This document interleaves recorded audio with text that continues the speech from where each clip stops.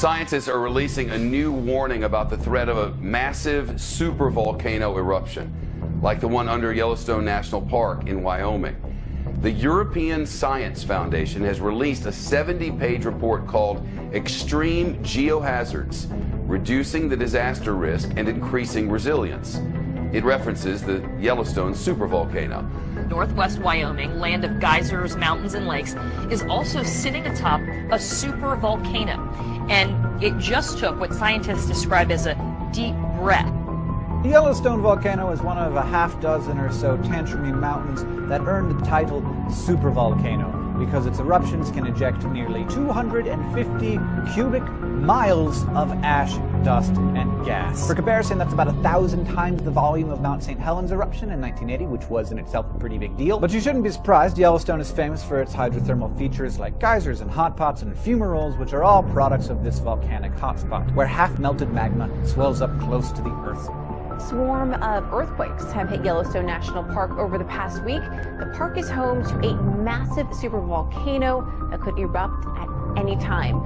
So is the swarm warning us about a looming disaster. Our RT's Brigida Santos joins me live from Los Angeles with the details. So Brigida, how many earthquakes have hit Yellowstone this week? Natasha, the U.S. Geological Survey has tallied up over 500 earthquakes in that area in the past week. Now, this swarm began on June 12th, and it is currently ongoing. Swarms are incredibly common in this area. In fact, they account for about 50% of all of the seismic activity in Yellowstone.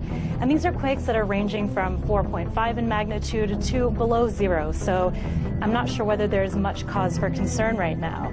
I do want to mention that this is a supervolcano with a thick continental crust that causes large buildups of magma, and it's capable of producing a magnitude 8 eruption on the volcanic explosivity index.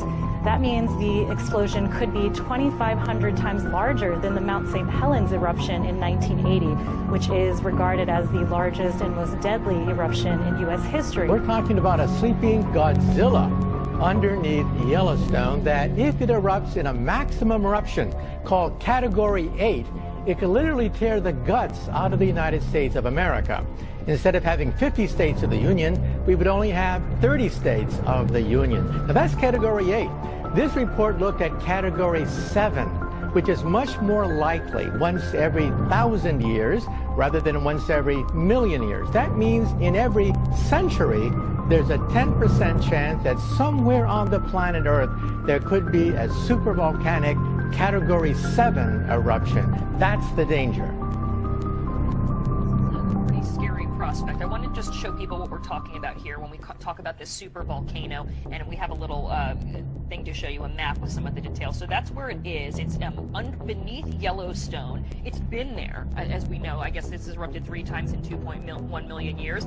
But what they're worried about is the fact that they say that the ground has started to swell in levels that they have not seen before, 10 inches in some places in the past year. What does that tell us? It tells us that there is activity in this supervolcano, which erupts roughly every 600 million years. But that's what's making us very nervous, because the cycle time corresponds to the present-day era. So every single burp, murmur of this gigantic potential supervolcano, including the rise of the sea level, has to be watched very carefully. And visitors of Yellowstone National Park have been advised to keep off the roads.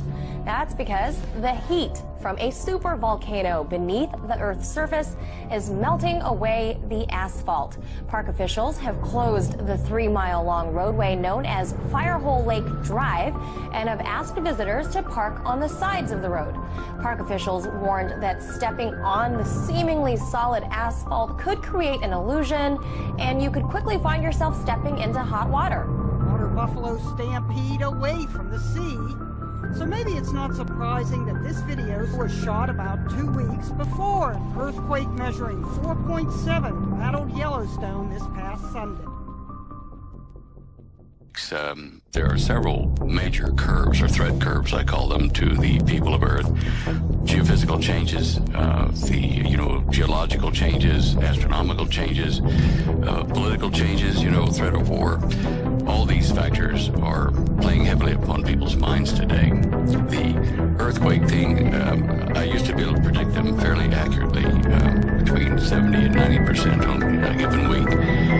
Using data from the U.S. Naval Facility at Fenmont over in Monterey, California, they monitor very subtle changes in the electric fields of the ocean and the air above the ocean, plus the sea surface temperature variation. And this allowed me to look at water coastlines all along the plate tectonic borders. And I determined back in 1996, when I started doing this, that you could see changes in the water surface temperature because of the electron flow over that area in the air. And it would make like a little butterfly, a yellow and blue wing type signature over where an earthquake was going to happen.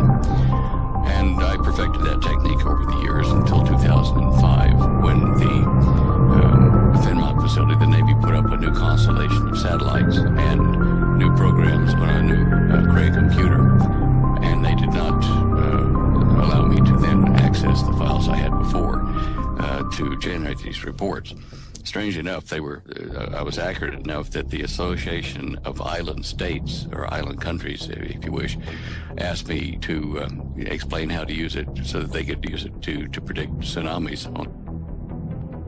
Some of the information from Yellowstone Park, where we have the Yellowstone caldera, since I think it was about February of last year, the government made all of the USGS employees, truck drivers moving equipment in and out of the sensor ranges there, everybody signed non-disclosure agreements with the government, facing penalties of cash fines and also imprisonment if they told what they're doing there in Yellowstone. And we had a geologist break silence. I won't name him, but anyway, they have been running huge, high volume internet lines from their sensors all over the Yellowstone Park area down into Texas.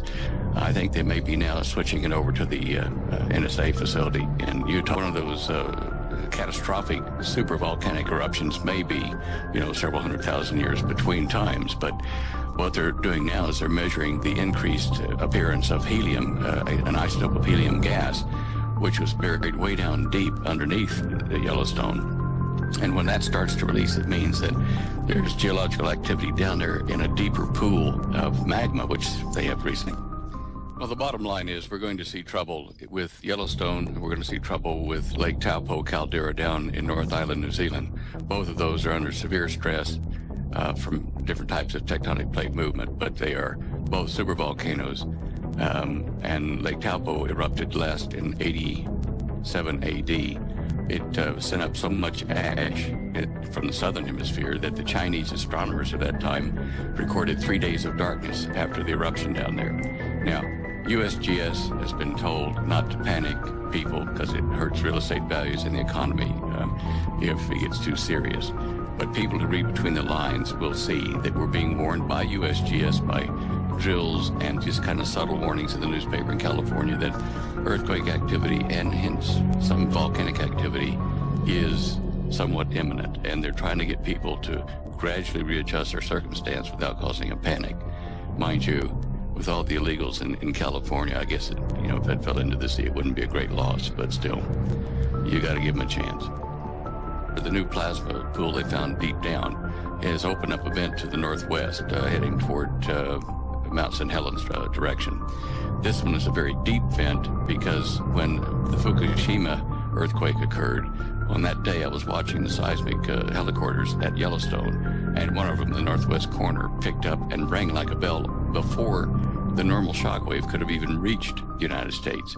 And that means to me that there is a direct hydrodynamic connection in the magma between Yellowstone and the western side of the North Pacific.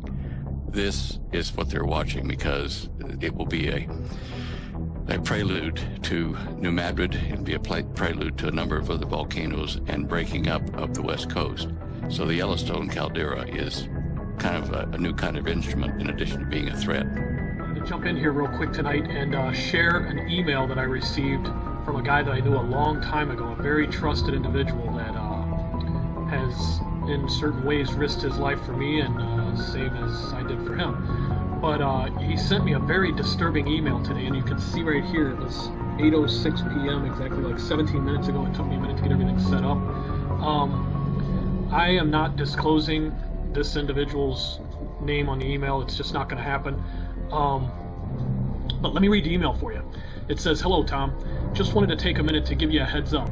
I know you have been well prepared for a long time, my friend. Just so you know, it would not be a good idea to stray too far from your bunker for a while," because he knows I have a bunker set up and supplies and everything. Anyway, briefly, he says, "I will tell you that the USGS is suppressing the earthquake activity at Yellowstone caldera from the general public. Washington is aware of this because they are the ones giving direction about this blackout. This is the reason for all the preparations made in FEMA Region 3. This is the reason they moved those nukes out of Texas in a big hurry." I heard something about that before. Okay, this is the reason, he says, for the schools preparing 3-day kits for all the students and the FEMA coffins shipped to Hawaii and the East Coast. They thought it was all going to go with the passing of Comet Ison, and that's why they were preparing at breakneck speed on the East Coast. They are expecting millions of refugees after the eruption. They are saying the New Madrid is also waking up, and all of this is due to an increase in solar activity affecting all the fault lines in the world. You know me, friend, and I got to tell you, I'm scared to death for myself and my family, because I overheard a man say the other day that the big one is on the way. He leaves it with, "Got to go for now, friend. I hope you can survive this." He says, I know you can survive this, Tom, because as long as I have known you, you have always had a strong will to survive. I hope to join you and your family soon. Please save us a spot. And he knows that I will always have a spot for him. But this is definitely pretty disturbing, and I guess it's all coming through the State Department, USGS.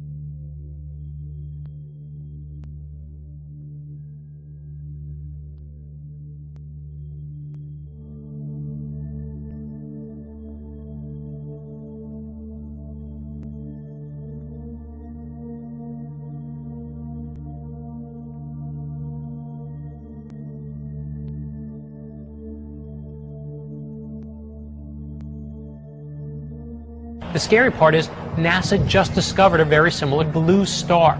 So Buddy, Mac, and Scott are headed to meet with an astronomer to find out exactly where the star is headed.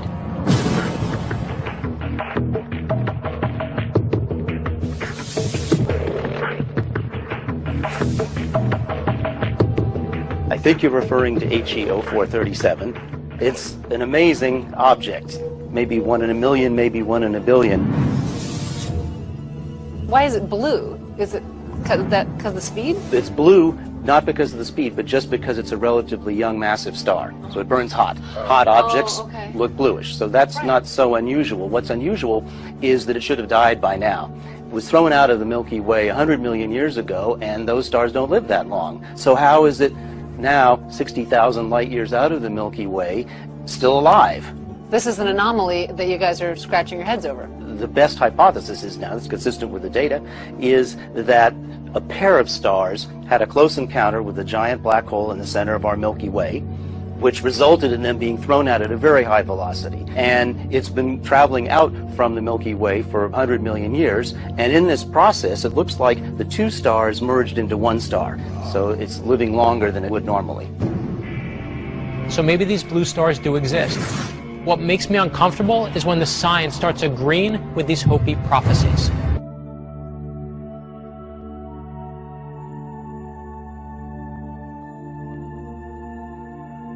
If you could see the people around me, jaws have collectively dropped at what you've just said.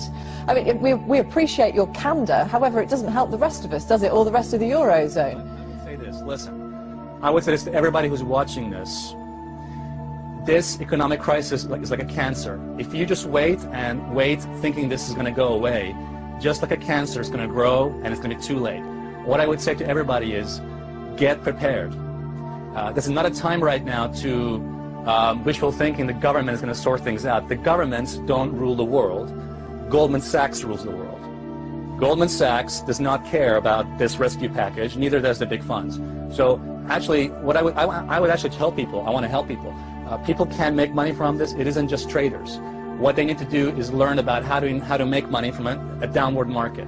The first thing people should do is protect their assets, protect what they have, because in less than 12 months, my prediction is that savings of millions of people is going to vanish, and this is just the beginning.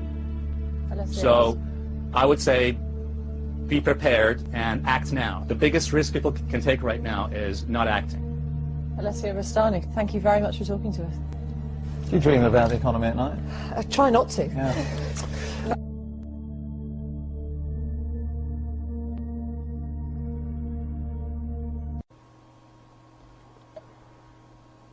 Apparently what we're looking at here is the launch of the Chinese space station.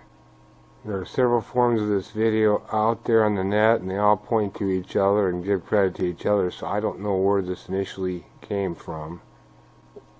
Obviously there's some Chinese, so it looks like one of the stages of the rockets coming off. More stages of the rocket coming off, I would imagine. A picture of the rocket firing, or rockets. So now we get to this view from outer space, and look at that. Blue Kachina.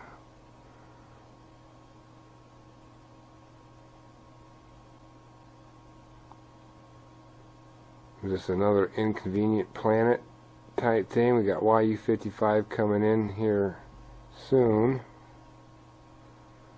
Looks like some animated pics. More animated pics. Would seem to be something about telemetry. Something goes in front of the lens there. There's a star again. Might try, let me see if I can blow that up a little bit. Like I said, this video was put under several people's accounts, and I just made a widescreen version and got rid of that music. Very interesting. The lens flare you can see is towards the left. The thing on the blue would appear to be some sort of celestial object. Pictures of the Earth. Yes, there's pictures of the Earth swinging up again. Blue Kachina. Something.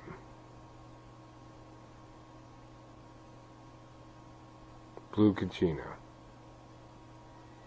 Is this Blue Kachina?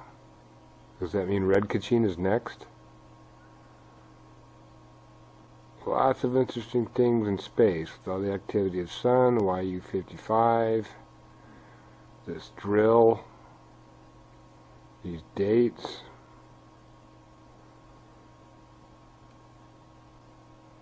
Not gloom and doom, just pointing out something I found. Very interesting, if you ask me.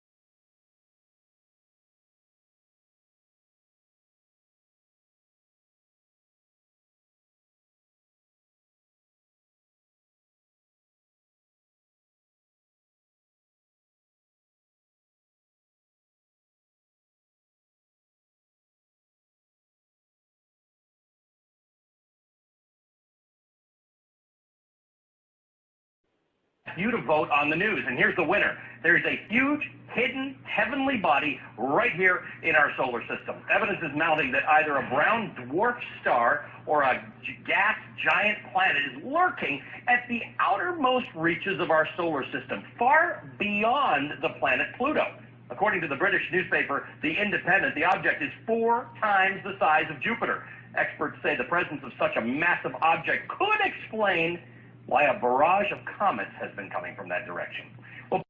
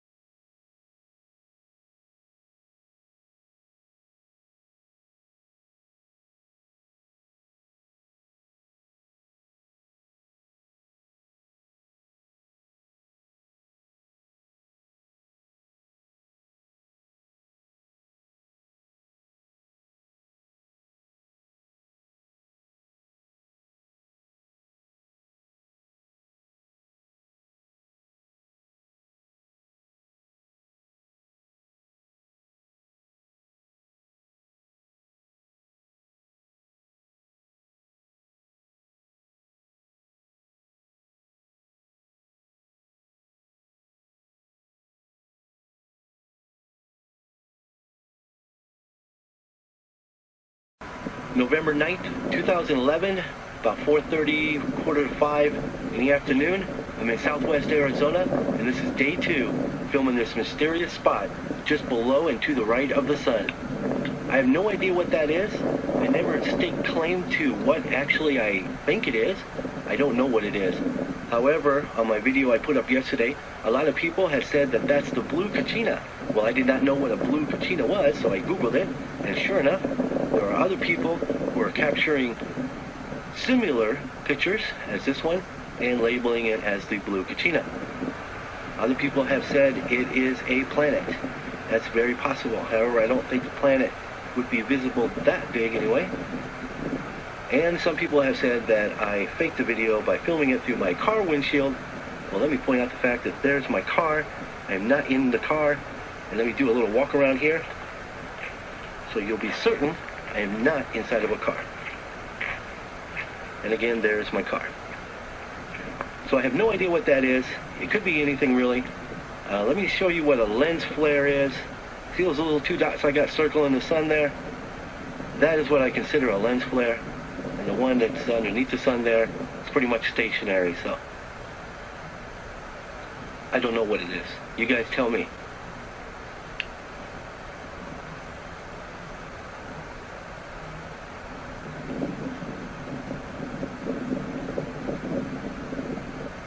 That flare off to the left of the sun is pretty interesting as well, isn't it? Maybe that's the coronal mass ejection, I don't know. You guys are the experts. Let me know what you think. Thanks for watching.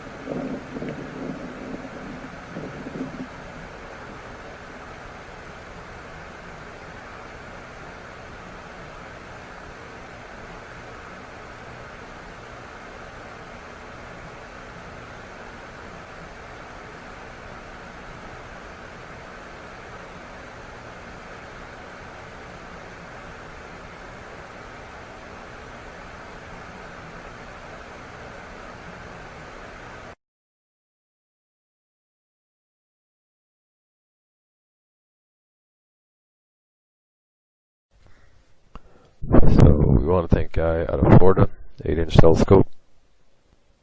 And here's YU55. It's the best thing I've seen so far, and it's almost, basically it is the 9th now. So the idea that we'll have to see what we get tomorrow of anybody that gets anything that gets close to the moon. And as you can see, it's going in front of some of the stars in his shot of the telescope. It's an 8-inch telescope he said he's got. I don't think he said a name brand or anything like that. So I don't really need to point to it. I think you can see it, and he pointed to it a little bit. I think you'd rather off just see it going through the space there. I think you'll have a pointer going back to here in a minute. I'm not sure how long he followed it. There, he's got a pointer. You don't need to see me throwing my pointer around up there. So this is Beano Black, folks. You got some footage. It's kind of a croc that's slow. SLOO, and then I don't know if it's got a W behind it or not, I can't remember, but the idea that we were sitting there watching that, like I had in an earlier video tonight, and the idea that if they were shooting from Tucson, they'll get it tonight sometime when it gets up by the moon, but them being able to shoot up there during the daytime hours, because it was daylight down there, I don't know what the hell they would have been seeing, because as you can see right now, the only way this guy's capturing it is it's dark. And he got lucky in Florida to be able to pick it up. So I suppose it's coming in from the east, southeast.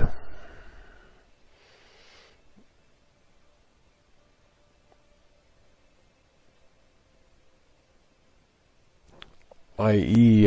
Note that the idea that I'm going to go up here and point at something, but i.e. note the movement right here of something. He's following it down there, and you can't miss it. It's right in the middle of the screen down there. As he pointed, he had the pointer to that earlier, but it's kind of neat how some of the stuff pops in and out. So, have some fun. Get yourself an 8-inch telescope. I might get one somewhere. Pawn shop, something like that. Used, secondhand, good shape, something like that, or eBay or something like that. So that's his website, and we thank him. So let's play it one more time real fast. He's the first one. We had a guy, there's another guy, matter of fact, I'll just throw it on this video since it looks like it only took 3 minutes, and we'll hit 6 minutes coming back around. So,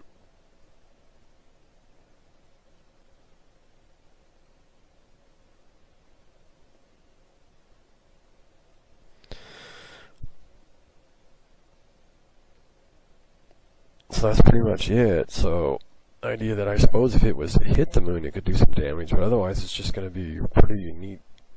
You know, it's got some good size to it. It's going by some stars, so the idea that going by the moon is going to be noticeable.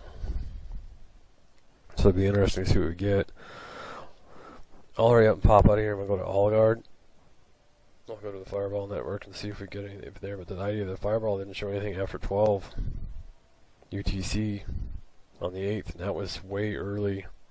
I mean, way late tonight, around 10 o'clock, 10 on Central Time. I was looking at that, so.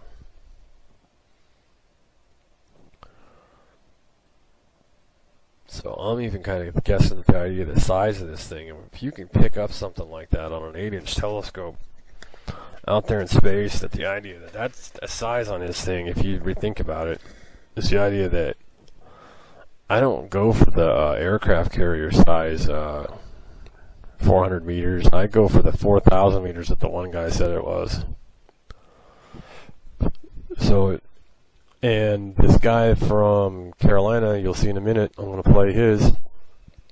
He caught it 2 hours early at 4:45, and I think it probably some kind of a relative or something, if he's actually got footage of what he got, because it would have been something that was way lower in our atmosphere and something that basically might have been an asteroid and hit the ground.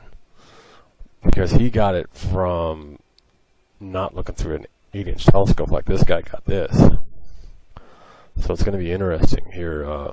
I'll show you his, and I don't mean to debunk that guy if he hasn't got what he's got, but this looks pretty legit here. So, and the tail for a few seconds and minutes here, it's this 5 thing here. I think NASA's really been blowing our smoke up our every orifice here, because the idea that this sure the hell looks a lot bigger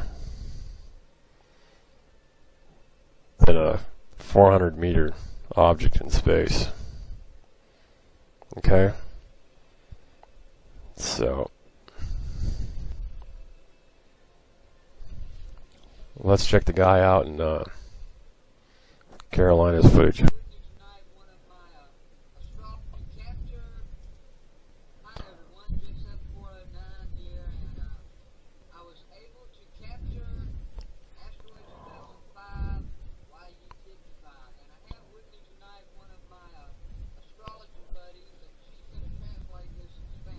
Alright folks, we're going to move forward to basically, this is a still photo that he had. This is the footage that he's got. Back it up. There, this is where his footage starts. There's a still shot, and then he'll go to the video.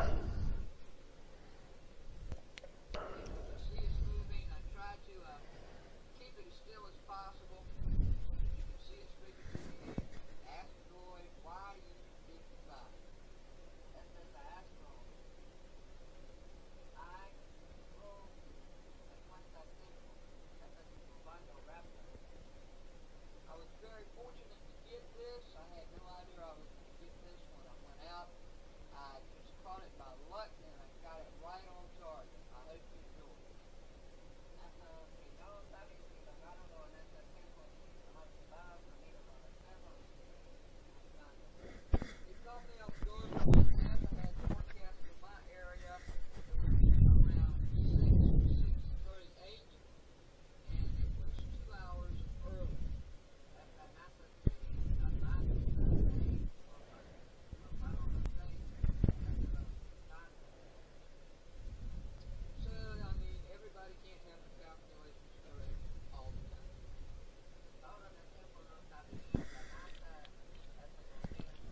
Screw NASA.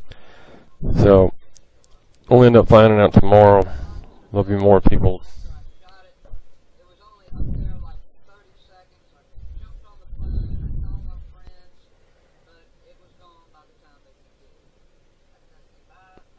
So anyway, folks, it looks like he caught something.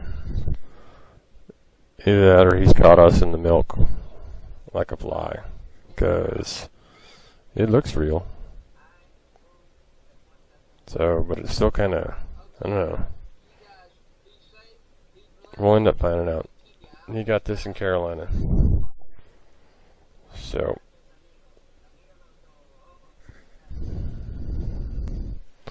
that's the footage I've been able to get down tonight. That's been put up on YouTube. So here's Vino Black for my standard legal disclaimer for the whole video. So we'll see if I can add something onto the end.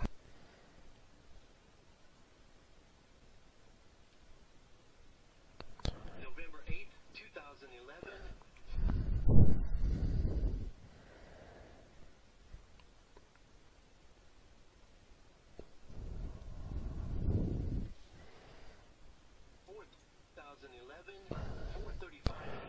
This is our friend from Arizona Public, folks. He's on YouTube, Arizona Public, and he does a real good job, and he also gets the circular up here by the sun. We'll see what else I can get here that's glitching a little bit on the play.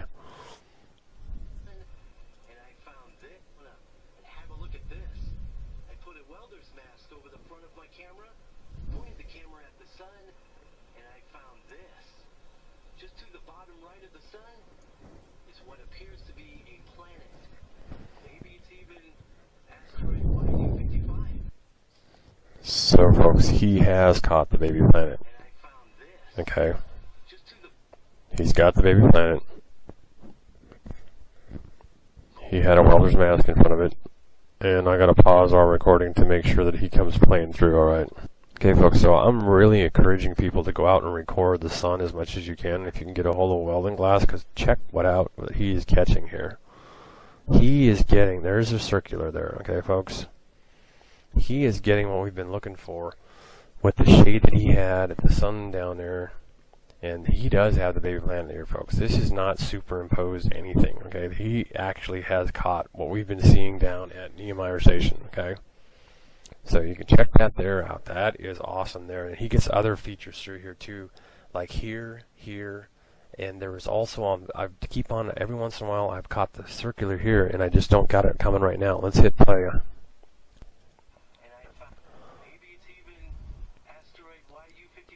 No, he caught the baby planet, folks. And he's also, at the beginning of the video, he's got the baby sun up here. Okay? It's 4:35. Okay? See the baby planet? The baby sun. The China got. See? Yep. See? That's lens flare. Not this, folks. Yep. That is not lens flare. And he had the baby sun here. This is 4:35. He said he recorded it. We know that from 1 UTC to 3 UTC, and then on to like 9:35 UTC, which is 6 hours ahead of East Coast, or actually 6 hours ahead of Central time. Okay, there's that baby sun over there. And now you're also going to notice that the sun is not totally perfectly round. So anyway, folks, our buddy at Arizona Public, and dude, I apologize for your emblem, because I can't, in order to get it to play good with Java, I can't show your whole emblem, dude. So Arizona Public, we all go out to you, dude. We love this footage. This is awesome. Okay, and then you can also see here, and I'm beginning to believe that this is the object that we've seen in that the baby sun on the NASA footage, because it sure looks like it's got fast rotators around it. Now, there was a circular over here. I'm trying to lean back on my chair and see if I can see it, but there's some circulars over here. And he's also catching this up here. And I apologize, folks, but it's like somebody's screwing around with Java or something like that. It's if they know that screencast or some kind of feedback that they're getting, and then they can go ahead and screw around with it because it's screwing up the feed here on playing it. I've got it playing and it won't play right now. It's just locked up. Let me play with it some more. So here we go. It unlocked. So we really want to thank Arizona Public here.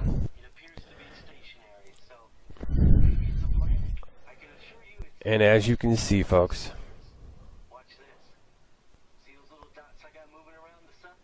either that there or they're chemtrailing. Okay? Because either they're chemtrailing here, that there, they're either chemtrailing, or the idea that that's part of the asteroid belt that we've seen up there by the sun. Okay? But we've always seen that up high, I thought, you know, but that could be part of what we've seen in some of the space footage that we had. This is Bino Black, and I'm sure I'm glad Arizona Public, and I'm going to get a hold of Arizona Public and thank him for the footage and show him that basically, I guess I'm subbing, I guess, or something like that, but standard YouTube license, so the idea that just when we want to get this out there, and you can see that he has got one of the suns, and like Aloraf and the supergiant suns and everything like that back, because that is the baby planet, folks. That simple. I'm better off just to run the cursor here and go backwards through it, sitting at about 40 seconds left, and folks, he's got the baby planet. You can't superimpose in a video like that, moving along like that, and it's just straight out, it's there. It is the baby planet. He showed us the sun flare. He's definitely got some filming abilities, because he was able to show the word that's, you know, show flares, and that's not a flare, folks. That is the baby planet. Always watch into my videos, folks. Here it is. Bam, there it is. There's circular right here with the one in the center, folks, right here, and then in the center. So check that out.